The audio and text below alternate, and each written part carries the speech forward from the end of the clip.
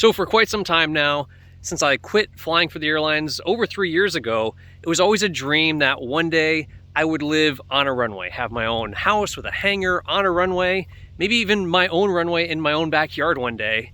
And I think that's every pilot's dream. And especially if you could do that in Alaska. Like, how cool would that be to have your own runway in your backyard in Alaska? And you know what? Well, we did it. Actually, this is a runway of sorts. And yeah, there's a little bit more to the story, as usual. That's why there's all that equipment there next to the airplane. So here's the deal.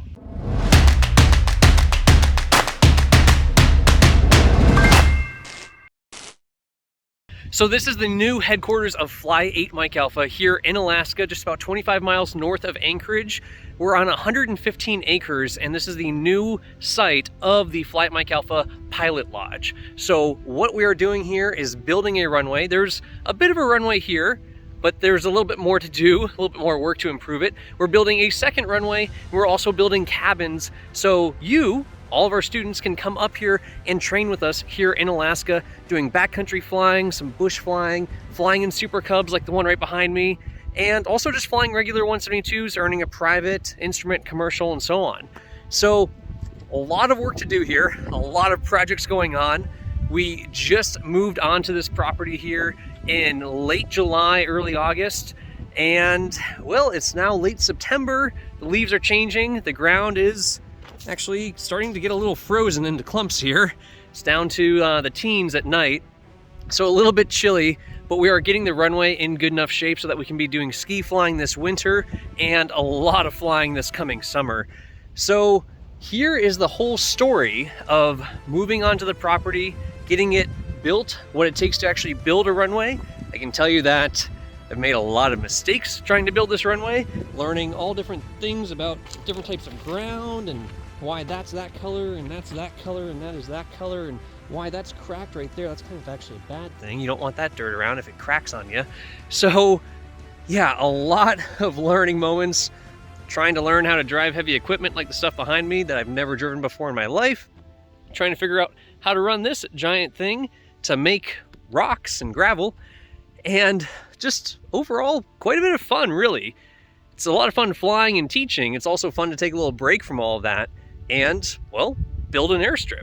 So we'll take you along on this journey over the next few months of what it takes to build your own runway in your backyard if you do happen to have the space for it.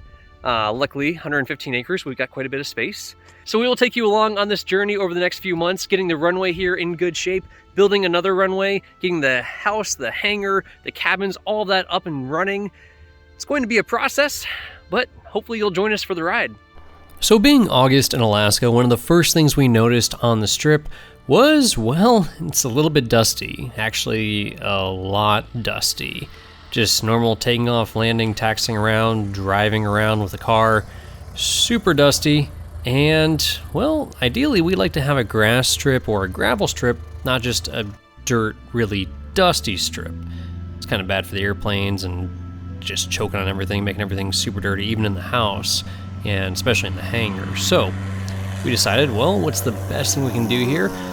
Being that I know nothing about this, I decided, well, it seems like this dirt that we have on the strip needs a little bit more moisture. So we'll go ahead and take some of this manure, because we have about, 500 yards of manure on the property, since they used to be doing topsoil and composting here. And we'll go ahead and get the dump trailer, get the loader, fill up the dump trailer full of manure, and, oh, guess what? You can't fill a dump trailer totally full of, well, anything that's really heavy, like manure. So when you dump in whatever, the equivalent of 10 or 12 yards, or probably 12,000 pounds of manure into it, it no longer actually dumps. So project number one was, well, load up the trailer with manure to try to mix that in with the dirt to make the dirt a little bit more nutrient rich and hold some more moisture. Well, the truck you see there does have brakes. It just doesn't go into park, nor does the parking brake work. And then the loader, well, it doesn't have any sort of brakes at all. Not a parking brake, not an emergency brake, nothing like that, nor does the road grader.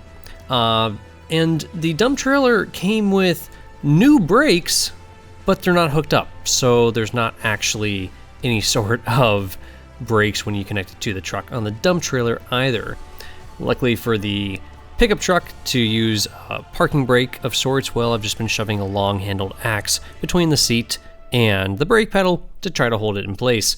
Also, the rams on the loader are a little bit tired. As you can see, they kind of slowly leak hydraulic pressure. Luckily, they do lift quite a bit, and was able to lift up the tongue of the dump trailer to try to get this manure dumped out. After all of that fun, well, we decided that was probably enough fun working on the runway for a little bit, and maybe I should probably get a little consultation from somebody that knows what's actually going on before we try any more work. So we resigned ourselves to go working in the hangar. That was quite the project to get that thing emptied out. Quite a bit of junk that was left behind. Some of it was really useful. Actually, we filled an entire box truck chock full of everything that was useful, and then made several runs to the garbage dump with the dump trailer, throwing away just lots of years and years of stuff that was left behind by the previous owner. Knowing that we wanted things to be a little bit cleaner than they were, we decided we're going to paint the entire hangar, the ceiling, the walls, go ahead and get new lighting in there because the lighting didn't really work and wasn't very bright, and also clean up this floor. So diamond grinding the floor, super fun, only takes about 15 or 20 hours when you have a 10-inch wide diamond grinder from Home Depot, renting that by the day. Luckily, it plugs into a hose, and so you actually do get some water flowing around there to keep the dust level down. Otherwise, you'll be making quite the mess if you ever have diamond ground a floor before. It is, well, quite frankly, it's just awful. But luckily, using water, last time I did it, it was not with water. That was a mess. This time, dust was not quite so bad. It did take us 2 solid days of grinding, alternating, taking turns with that grinder, just running it constantly to get all the sealer off and then dirt and grime and grease and oil out of the concrete, so that hopefully we'll be able to epoxy this floor nice and bright and shiny and make it nice and pretty for when we're working in there on our airplanes, making more videos, and working on that big surprise that we have coming this winter. All that being said, though, we're probably getting a little ahead of ourselves here, because before all of this happened, well, we obviously were doing something, living somewhere before this. So the whole process really started back in April of 2021, moving everything from Utah. We had decided to spend the winter in Utah, winter of 2021, and we had several airplanes down there that we had to move up. That was quite a fun trip, getting everything moved up to Alaska. 2 trips, 5 airplanes, quite a bit of moving around. Cool experience, though, for some students that got to tag along with us and take all that in. One of them was even cool enough to show up a little bit early in Utah when we had not quite finished packing up the house yet and help us load up the last little bit of stuff into the box truck. We actually had to buy a box truck. This was the box truck we bought in Utah, because renting a U-Haul to move from Utah to Alaska cost about $11,000. Plus, you didn't really know when you were going to get into Canada with all the crazy COVID restrictions, which could extend that rental time almost indefinitely and cost quite a bit of money once you load up a 24-foot U-Haul. So buying a box truck, driving that to Alaska, and then selling it when we get there made a little bit more sense. And after moving 5 airplanes, the box truck, the pickup truck, 2 cars, and the RV all up to Alaska via driving, via ferries and barges from Seattle and all sorts of crazy stuff, and driving some of those vehicles through Canada, and then of course flying over Canada, bypassing that thanks to the ferry tanks. Well, we were finally in Alaska, ready to move on to the new property.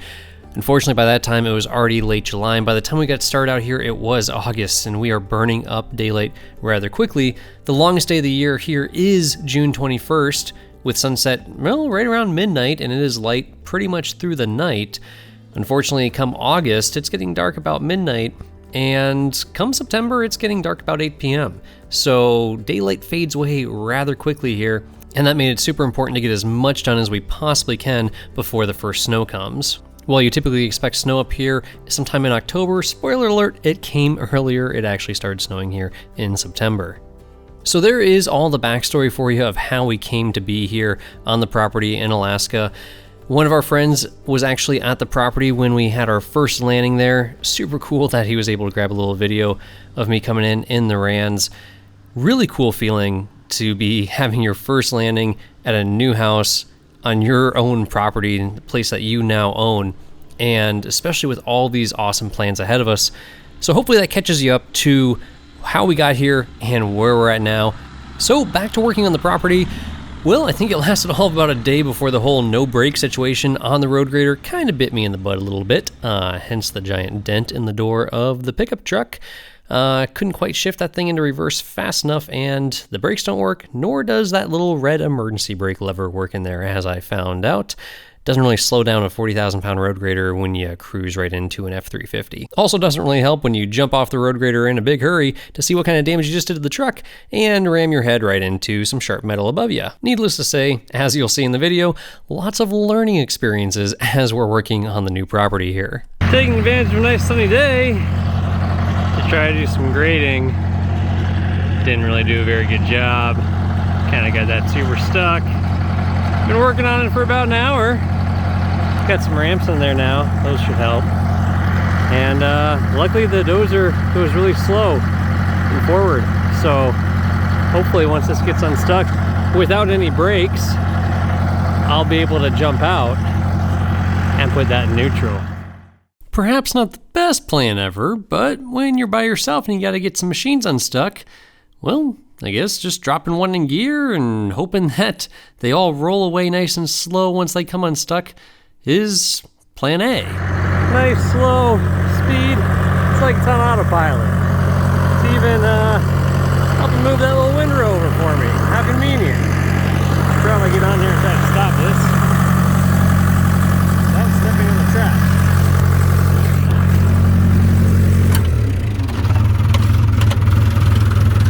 All right.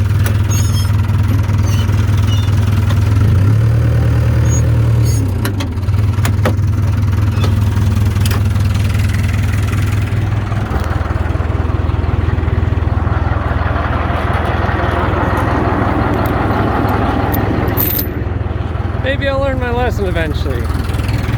Quit going there if they're really, really soft stuff. Oh man. Quite the project. After a few frustrating days of work, spinning our wheels a little bit, literally spinning wheels, getting vehicles stuck in very soft sand, pretty routinely, well, it was time for a little bit of a break, go cruise around. Pretty nice little flight down to Seldovia. Went fishing, got some salmon, saw some bears. Just kind of unwound for a few days before heading back up there for a bit more work, and also to meet up with a buddy of mine coming in from Michigan to help. Big thanks to Mike, who hung out at the property with us for quite a while, put in a lot of long days working on that runway and building our new ramp area. So up next was trying to not really extend the runway, it was already there, but smooth out the far east end of the runway so that it could actually be used. There was about 250, 300 feet that was pretty rough that they had either just torn some trees out of or moved some dirt around or something that made it pretty rough, full of ruts and tree branches and all that. So we decided, okay, well, let's go ahead and try to use the bulldozer and the road grader to smooth this out a bit. Mike's probably a little bit more experienced than me when it comes to heavy equipment, but between the two of us, well, we have still not a lot of heavy equipment experience. But hey, what the heck, what could possibly go wrong? So between the two of us, he was working on the dozer quite a bit. I was loading up that dump trailer with more manure, just a little bit less than last time, to go ahead and spread around some of that manure into that dirt to try to raise up our low areas that were down there at that end of the runway, level everything out, and also give some nice, solid, really rich soil for some grass to grow, because we would love to have a grass runway rather than a gravel runway out there, if at all possible, helping keep the dust down and just a little bit less wear and tear on the tires, and it's kind of pretty. So if we can, we're going to try to plant grass seed on all this. Also, fun fact, turns out you need about like 450, 500 pounds of grass seed to actually plant grass on a runway, and it runs about 150 to 200 bucks a bag. Never knew that it took that much grass seed to actually plant a runway, but hey, the more you know, right?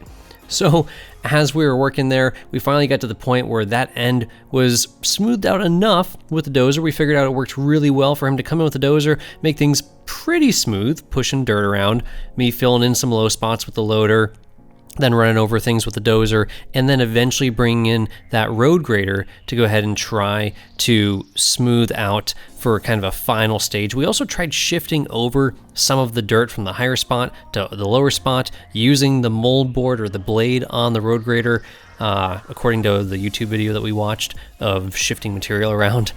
Because yeah, we were basically just using YouTube to try to learn how to work all this equipment and what all these fancy levers do on these things. And that worked fairly decently.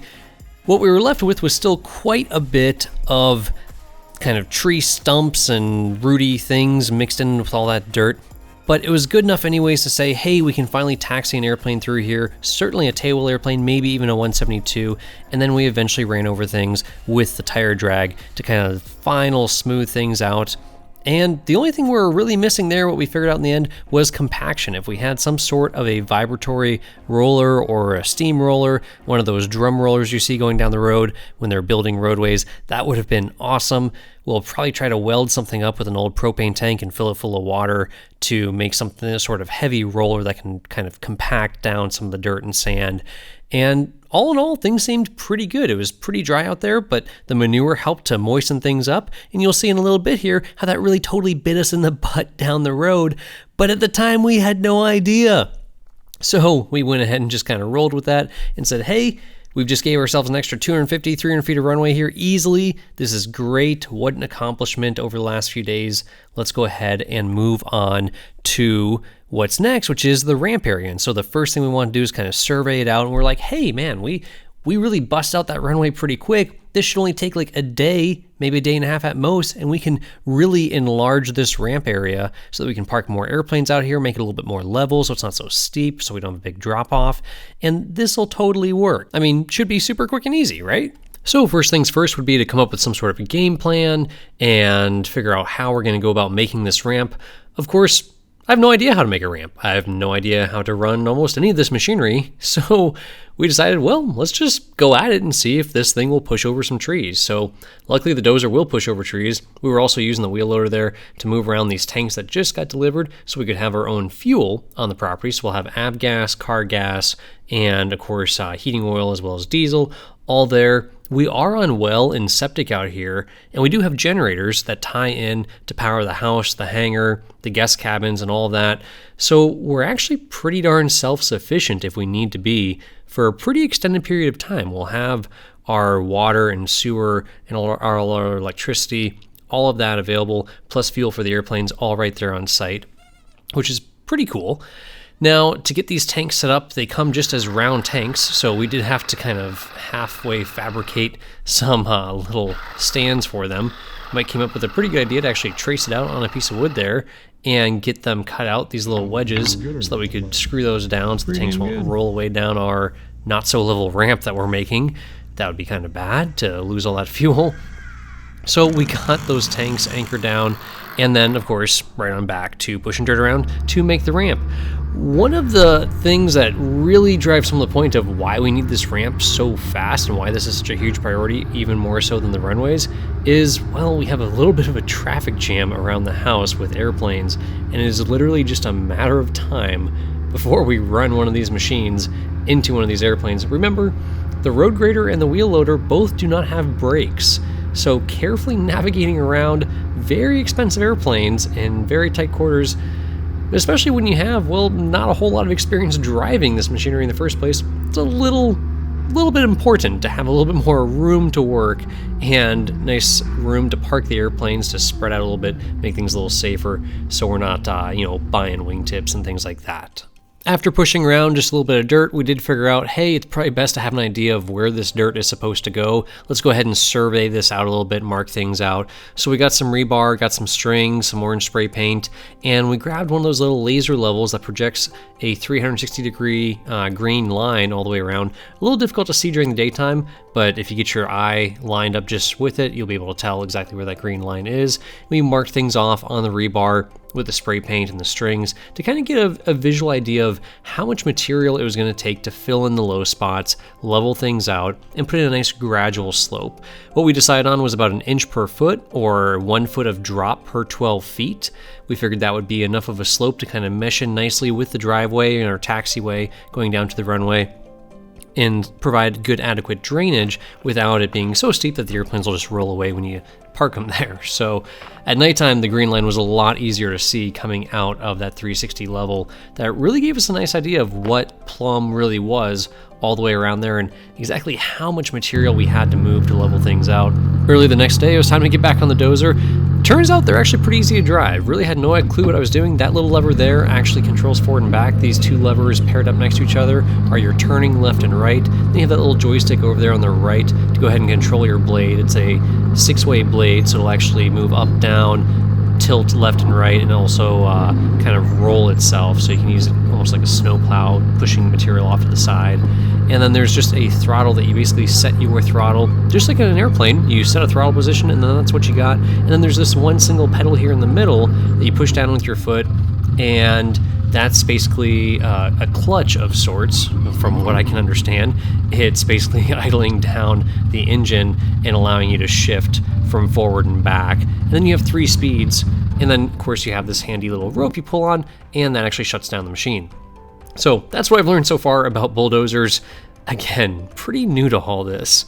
So we decided to just get up in there and start pushing things down, kind of blaze a trail back into the trees, and start saying, okay, what is it going to take to actually push these trees over? They do move over very easily. By the end of that day, we finally had our tanks in place, and we had a fair bit of material moved, and certainly a pretty fair width of trail kind of blazed back into the trees there. Eventually that's going to continue all the way through. Long term, there'll be another taxiway there that joins that ramp to our second runway.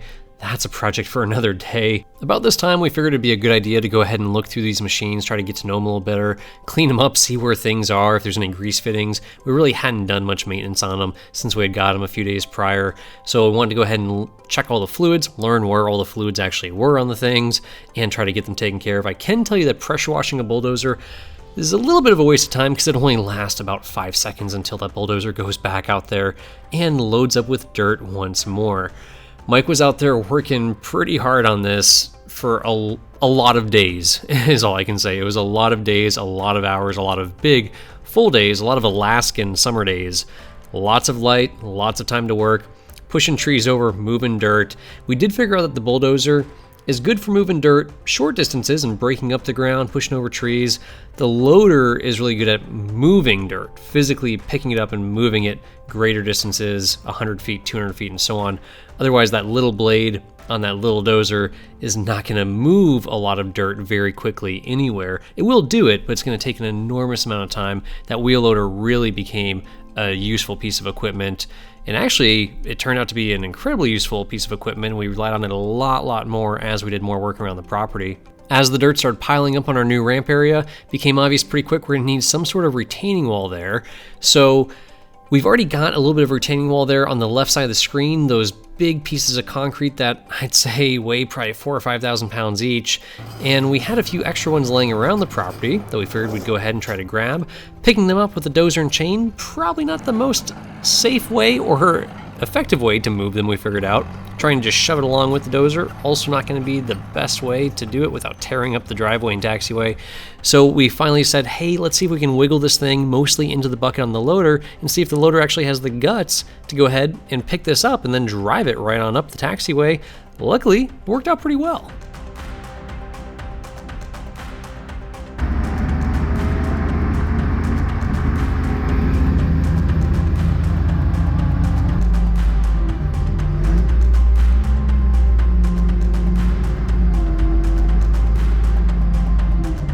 After carefully dumping the 5,000-pound chunk of concrete on the ground, really sketchy using that wheel loader without any brakes there. Well, it was back to pushing more dirt around. Dozer, of course, pushing dirt. You can see what Mike's actually doing. He's back dragging occasionally, so you'll see that blade actually running along the ground as he's backing up with the bulldozer.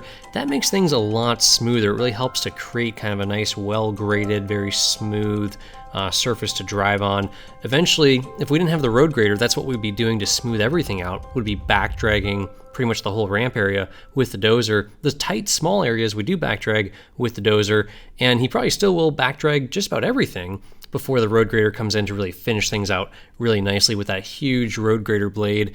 The mold board on the road grader, the blade on the road grader, is 14 feet wide, so a lot bigger than that dozer blade, and a lot more articulation and control over it to really finesse it and make a nice smooth surface.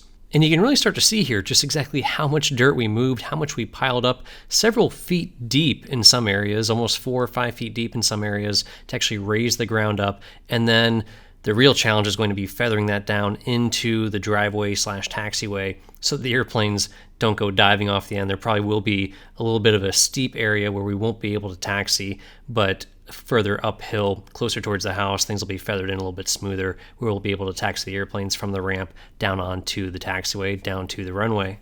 The next day we hit it hard with the dozer and loader. The dozer pushing dirt and gravel down from the top of the hill, the loader picking it up and putting it where it needed to go. Seemed to be the most efficient way to go about it.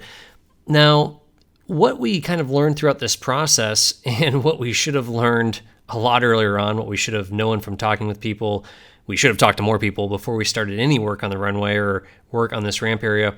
Well, initially we were pushing down all this nice brown sandy dirt that's really loamy organic material that's topsoil. That's the first 8 to 12 inches underneath the trees and underneath the roots. It's very nutrient rich from all the leaves falling over the years, decomposing and making it very nutrient rich, but it also gets very muddy. It doesn't necessarily compact all that well, and it's not really what you want to have as a base to build on. It's really the last thing you would want to have for a foundation. For a foundation, you really want to have good solid gravel and rock down low and then slowly work up to finer soils on top.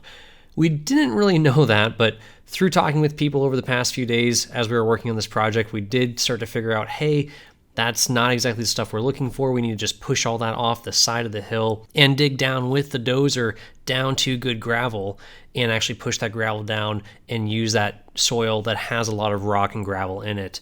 As you can see, there's obviously lots of deliberations and planning mid-project between Mike and I, trying to figure out exactly how things are going, where we need to put dirt, what our game plan is going to be next. We're really just winging it. I mean, in all honesty, this is just winging it. But that's some of the fun, is just going out there when you have 20 hours of daylight to see, hey, what can we get done today with this machinery? And it's work, but it's fun. And yes, we would get more done more efficiently if we really put the time in to learn and study and had some expert advice and help here.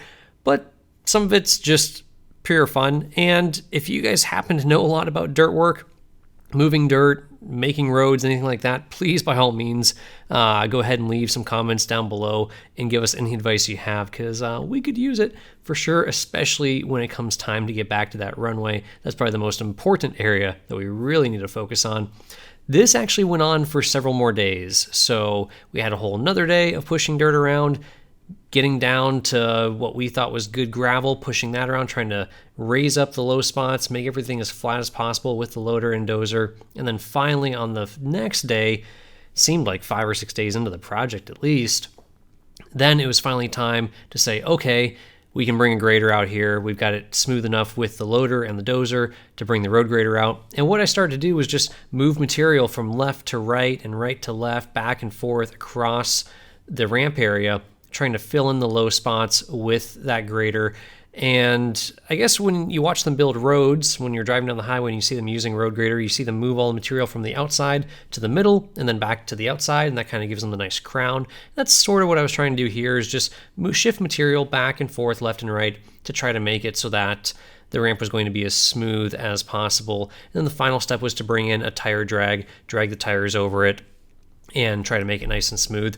And this is what we were left with for a final product. It was actually pretty darn cool to have 3 little float slips, basically, I would call them, off to the side there for the airplanes, be able to stack another airplane further back. And if we do a little bit more work here, I don't see why we couldn't stack even a 5th airplane in line there on the ramp. Eventually that will get widened out to where we can taxi out the back entrance to that ramp down to our eventual crosswind runway once we start working on that project.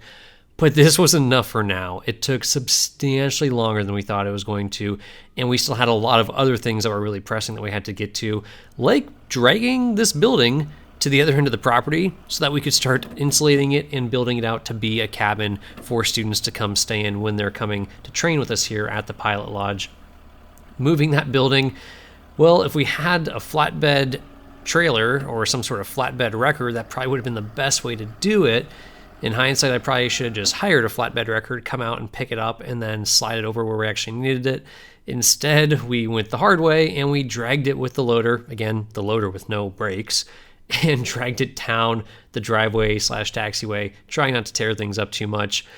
about a little over a quarter mile, I'd say. We had to move it almost half mile to its other location there. And finally got it slid into place with the help of farm jacks and bottle jacks and really the loader. And also a come along really helped drag that building, get it all into place, and then level it out. So that was going to be cabin number 2. We already have one cabin done on the property. Cabin number 2 is going to be that one. And hopefully by summer of 2020, we will have 6 cabins on the property all ready to go. So we'll be able to have plenty of housing on site for our staff and for our students as they come up here to Alaska to train in what I think is probably one of the most amazing places you can fly in the entire world. Of course, now that the ramp project was done, it was on to other projects, like we need to get electricity out to the gas tanks so we can have gas pumps on there, so we can actually be filling our airplanes, have some lights on those gas pumps as well, because it will be getting dark here in just a few short months. Now, we didn't really have any way to dig a real trench from the Quonset hut out to the gas pumps to run that wire out there, so we figured, hey, what the heck, we'll ratchet strap on a big metal pipe to the front of the dozer. That'll totally work, and that'll make us a trench. Not really. I think we're gonna have to actually rent a trench digger. That didn't quite work so well. We'll probably go ahead and do that in part 2 though, because this is getting a little bit long here. There's a lot of work to do, so we'll wrap this one up. We'll see you back here in part 2 when we start putting in windsocks, doing a lot more dirt work, moving some more dirt on the runway, and finding out exactly what we totally messed up on the runway on round 1. There's many more rounds to go, sadly. Lots of hangar work to do, lots of housework to do, lots of runway work to do. But it's all good. It's all exciting. It is a ton of work, lots of hours, but pretty rewarding and pretty fun. I can't really imagine anywhere else I'd rather be than building a runway on our property here in Alaska. Hopefully you guys can come see us one day up here in Alaska. There will be lots of amazing flying to do on skis this winter and on wheels next summer. Definitely drop a note in the comments below if you guys have any experience building runways or doing any sort of dirt work. We could use every little bit of feedback we could possibly get. And as well, go ahead and drop a comment in there if you're interested at all in coming up to see us here in the winter or summer doing some flying here in Alaska. We would love to see you guys up here. As always, if you cannot fly every day, then fly 8mikealpha.com and we will see you in part 2.